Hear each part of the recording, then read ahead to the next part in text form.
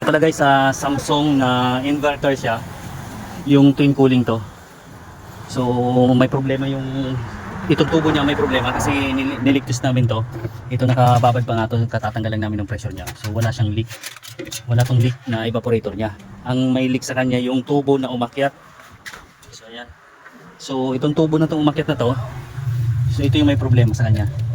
May leak. Kaya tatanggalin na namin to. Dito na lang kami nagbutas ng panibago. Dito na lang, yan binutas ko na yun guys. Kasi remedyohan na lang namin to para magama ano pa nung may-ari.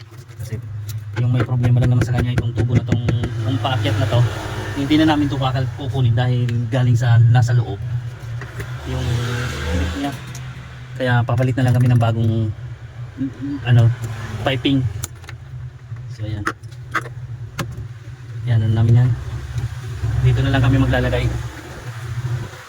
So bali ito na talagay namin. Tsaka palit na rin kami ng capillary. Tapos yung high side nito guys, ang tibay pa ng high side nya. Kasi unang-unang labas to ng Samsung na twin cooling. So kaya ang tibay nya.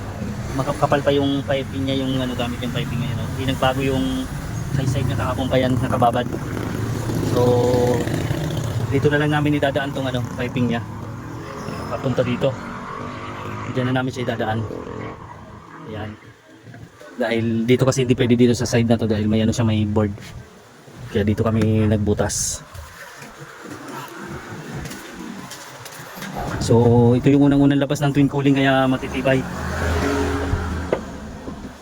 Tanggalin mo to po.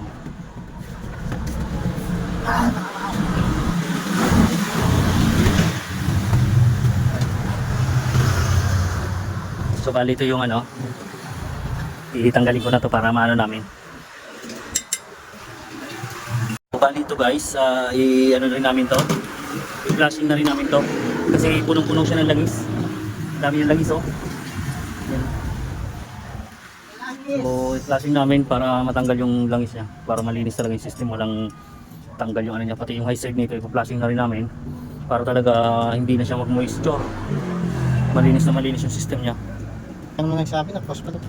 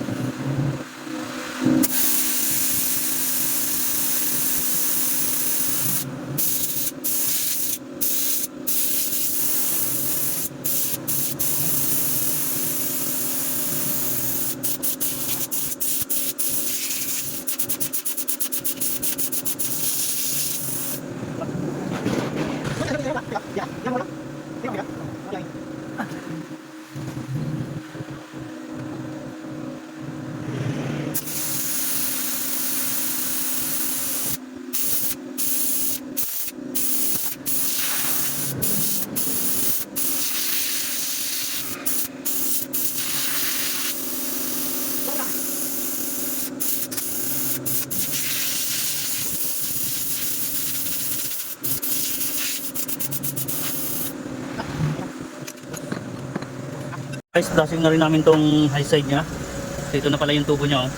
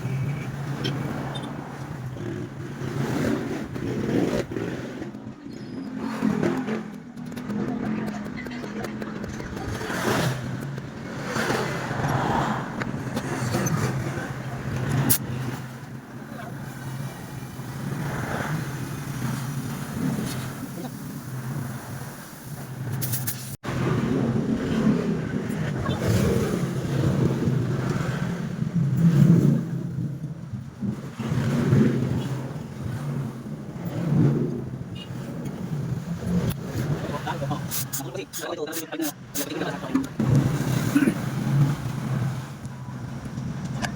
kasi na. Makita.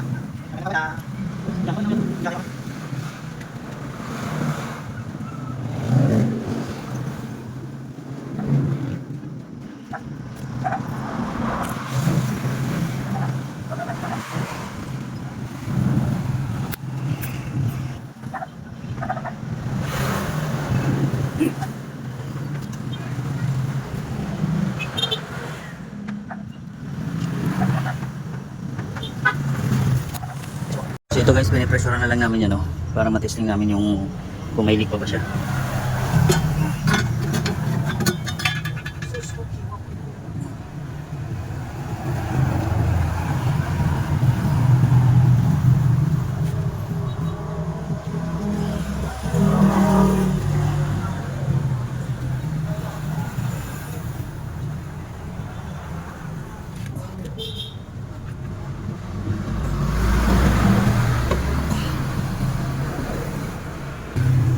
Bali ito, testingin ko na lang din. Ayan.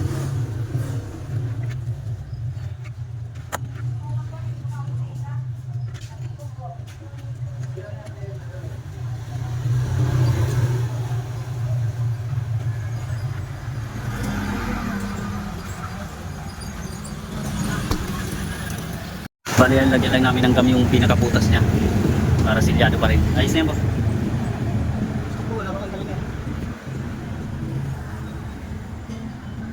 Tapos sa loob. Hindi lang. Masyado malaki yan. Yan.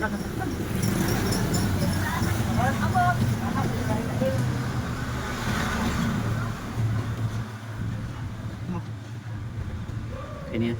Sige. Kunin mo yung ano, kabit na natin. Kabit na rin namin diretso yung pinaka-blower nito, yung fan motor niya.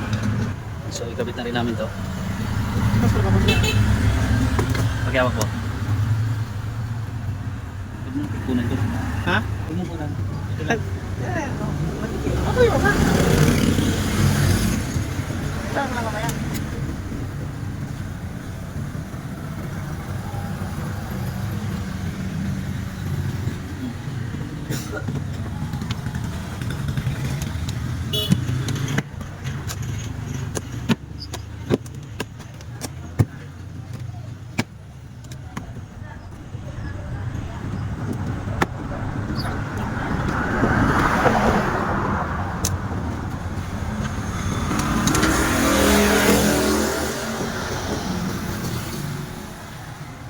Ulitin kong dilaw.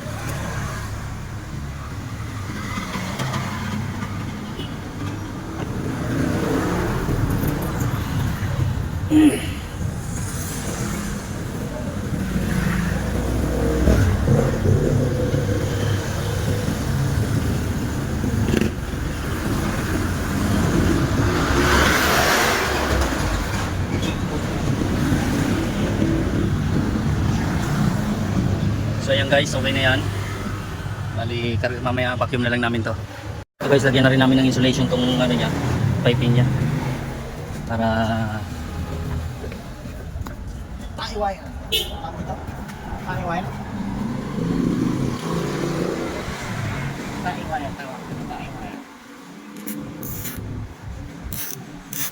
isa. Oh, Taiwan. tapos dulo.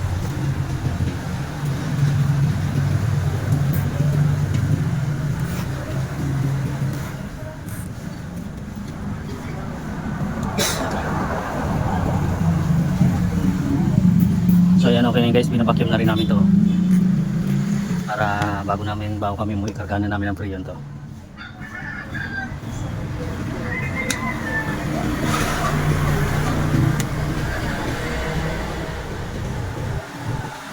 So, kargahan na namin to guys ng freon.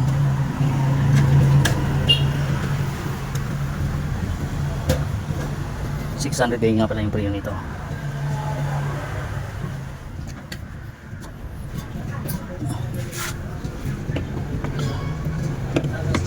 Hmm.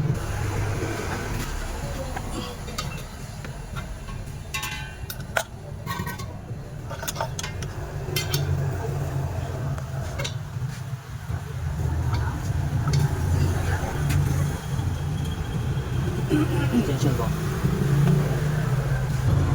So yan, saksak na natin.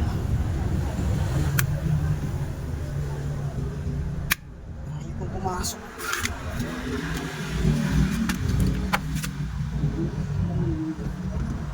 So yan, gumana na siya.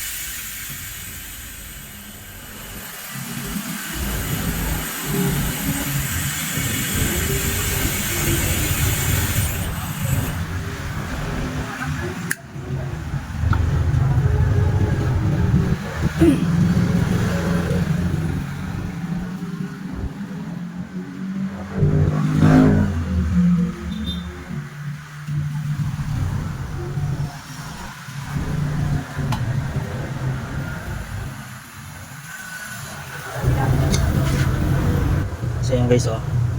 Yan pala yung karga niya, gawin ko 0 to. Lagyan ko lang siya ng 0. Guys, yung ano, ayan oh. Karga pala niyan 0. Sakto ko lang muna, tama na lang muna yung karga ko na yung 0. So mamaya ko na lang siya dagdagan kung sakali, ano. Yan. So yan, malamig na yung umakyat na tubo ko. Check natin to. So ayan, tignan natin yung loob. So ayan. So bali yung condenser niya okay yun, oh. Ganda ng init niya. So tama na muna yung karga na yun.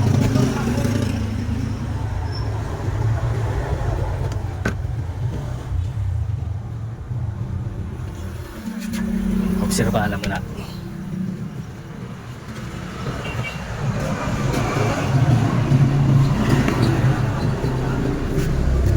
So yan, tama na muna yung karga ko na yan.